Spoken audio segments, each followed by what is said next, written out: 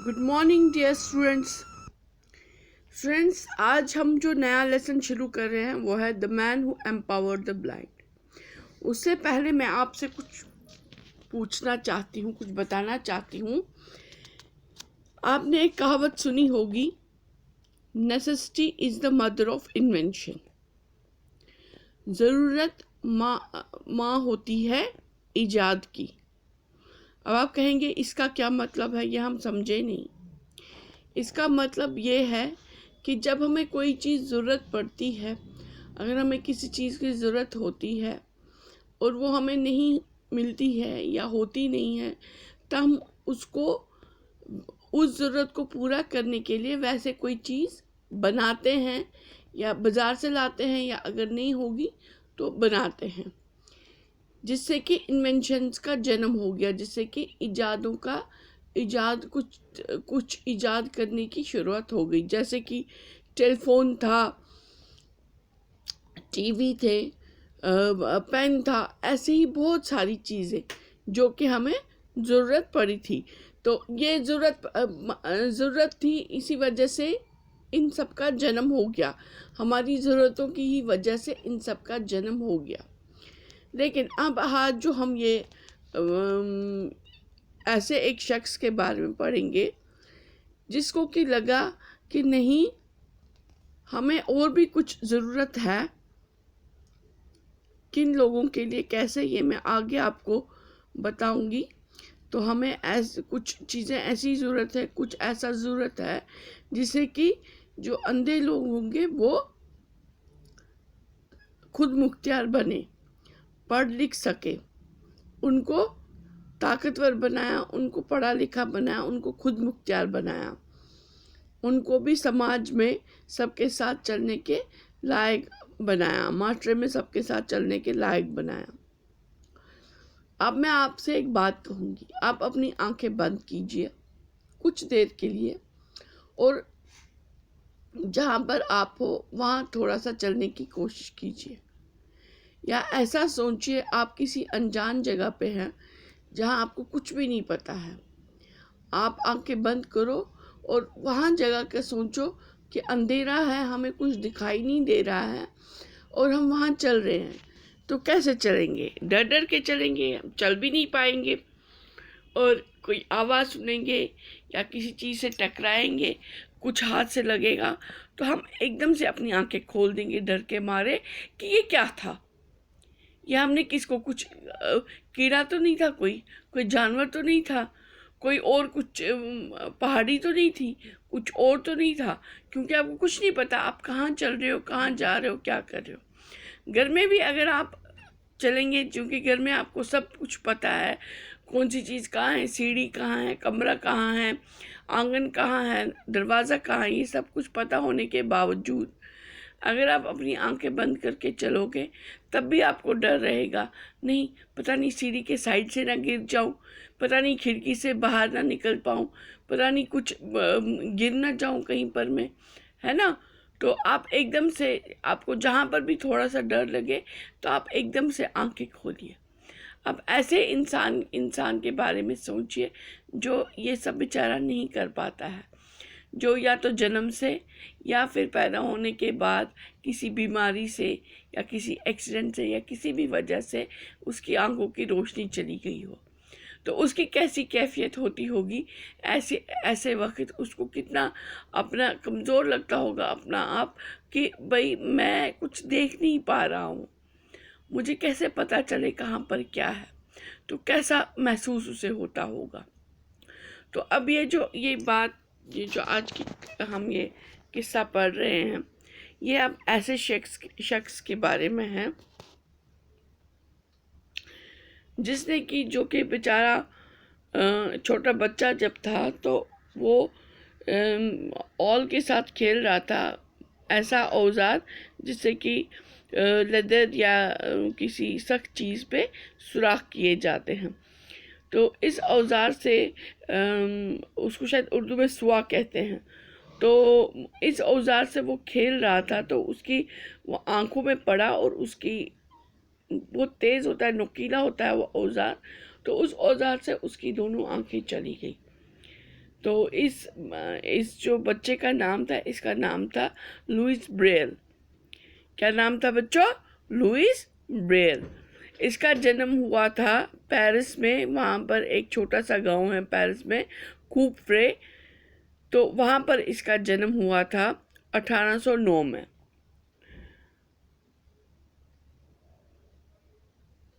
और जो लुई का बाप था मॉन्सर ब्रेल, तो उसके जो दुकान थी वो जो घोड़े वगैरह पे उसके ऊपर जो वो सैडल्स लगते हैं जिस पे बैठा जाता है, तो उसके ऊपर जो हार्नेस होती हैं, जो वो सैडल्स बनाते हैं, तो वो वही चीज़ें बनाता था जिसके ऊपर, घोड़े के ऊपर, जिसमें जो सीट वगैरह हम बनाते हैं घोड़े के ऊपर बैठने के लिए, तो वो वही चीज़ें बनाता था। तो उसके औजार के साथ एक दिन लुई खेल रहा था, तो उससे वो आँख में उसकी पड़ा, तो उसकी वो अंधा हो गया, उसकी आंखों की रोशनी चली गई। तो फिर वो बेचारा इसी से वो बड़ा दुखी हुआ, बढ़ता गया, लेकिन उसको ये बड़ा अंदर से दुख था कि मैं देख नहीं पा रहा हूँ, इस वजह से ठीक से वो न पढ़ पा रहा था, न कोई काम कर पा रहा था। और उस वक़्त जब ऐसे अंधे लोग होते थे तो उनको क्या किया जाता था, यूरोप और एशिया जैसे देशों में उधर उन अंधे लोगों से भीख मंगवाई जाती थी। तो अब ये बेचारा उस चीज़ से भी डरा हुआ था कि कहीं मेरे साथ भी ऐसा ना करे। तो वो जब भी निकलता था तो छड़ी लेकर निकलता था, और उस छड़ी से टैप टैप टैप की आवाज़ आती थी हमेशा।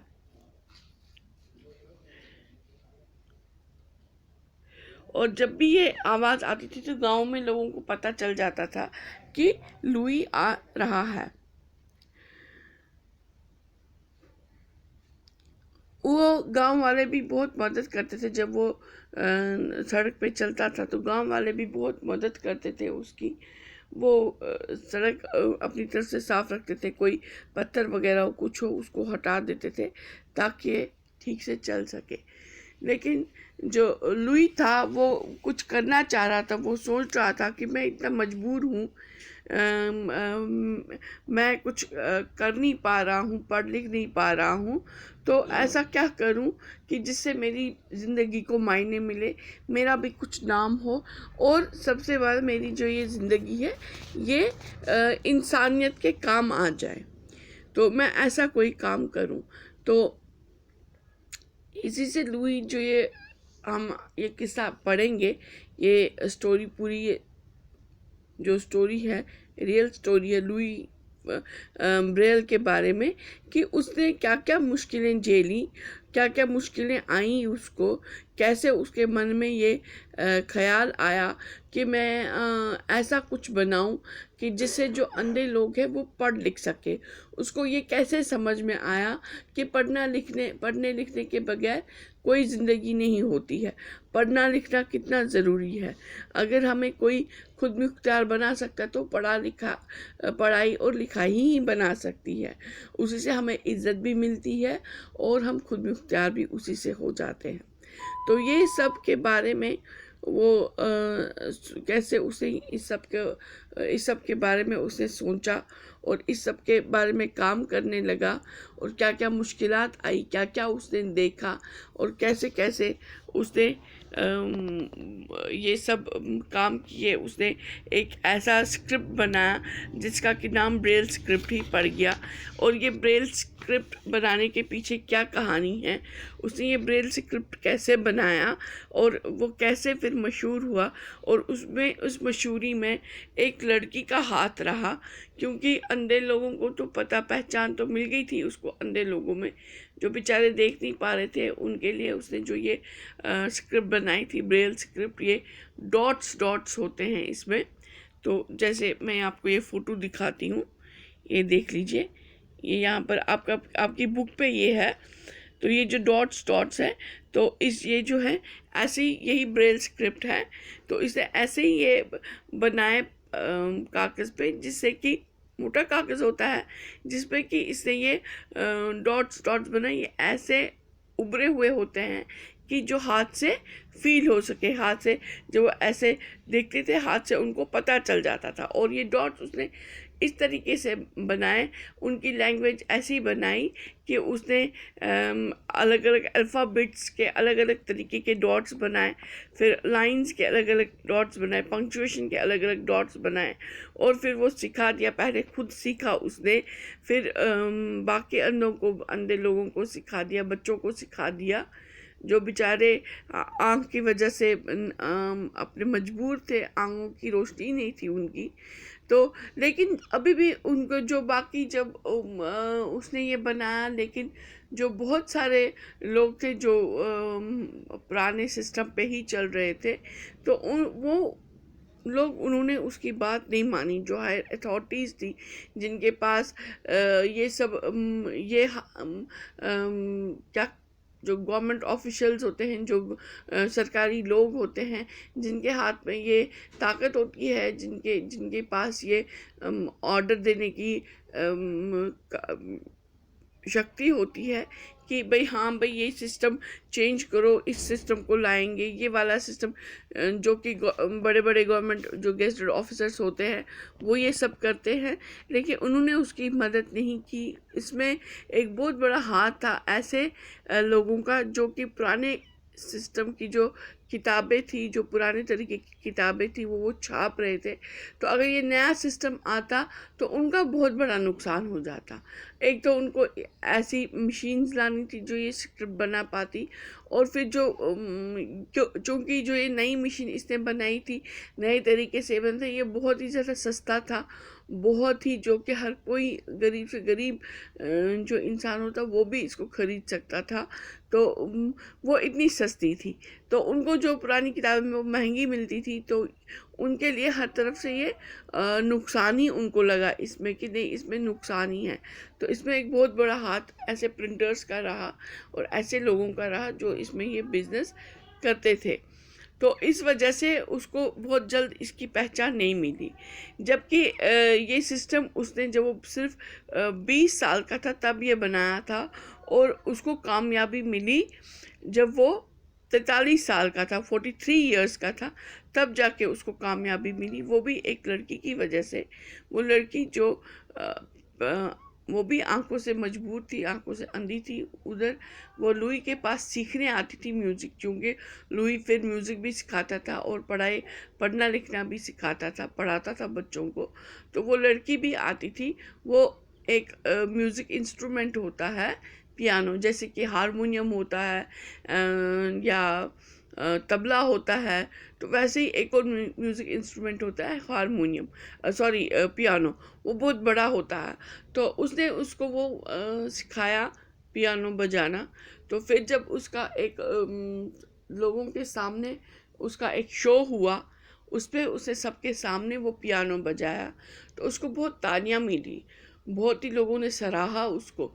तो वो उस टाइम पे उठी, उस टाइम पे उसने लोगों का शुक्रिया अदा किया और बोला कि ये जो आप मुझे सराह रहे हो, मेरी तारीफ़ें कर रहे हो, इसके हकदार मैं नहीं हूँ, इसके हकदार ब्रेल हैं, जिन्होंने मुझे पढ़ाया और जो उन्होंने ये ब्रेल स्क्रिप्ट बनाई है। इसी वजह से मैं यहाँ तक पहुँच पाई और ये सब समझ पाई, और ये सब आज मैं इतनी काबिल हो गई हूँ कि मैं पियानो खुद बजा सकती हूँ और आपको अच्छा अच्छा म्यूज़िक दे सकती हूँ। और इस सब का श्रेय लुइस ब्रेल को जाता है। और जिस वजह से अखबारों में भी ये छप गया, वहाँ पर जो लोग उस शो में आए थे उनको भी पता चल गया। तो इसी तरह से जब अखबारों में भी छप गया तो लोगों को, बहुत सारे दूर दूर तक लोगों को इसके बारे में पता चला, लुइस ब्रेल के बारे में, उसके स्क्रिप्ट के बारे में। तो इस तरह से वो मशहूर हो गया। फिर उसके बाद कुछ प्रिंटर्स आगे आए, उन्होंने जो कि किताबें वगैरह छापते हैं ना, उनको प्रिंटर कहते हैं, प्रिंटर कहते हैं। तो वो प्रिंटर्स आए आगे, तो उन्होंने ये सब छापने का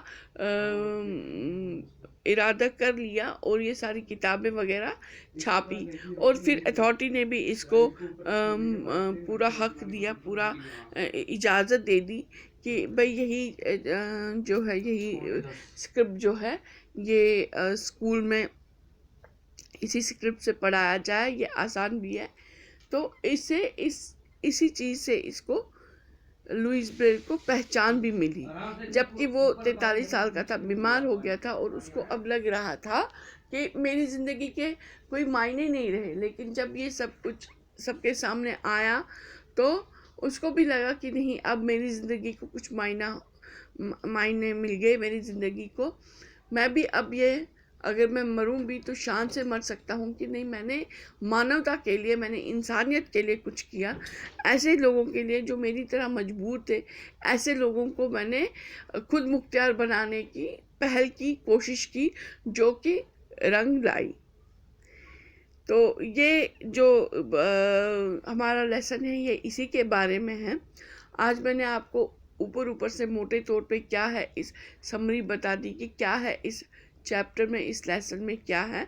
तो कल हम इसका अगले वीडियो में हम इसको पूरे अच्छे से पढ़ेंगे, पूरी डिटेल में पढ़ेंगे, लाइन टू लाइन पढ़ेंगे, सब समझेंगे। तो तब तक के लिए bye, take care, stay home, stay safe.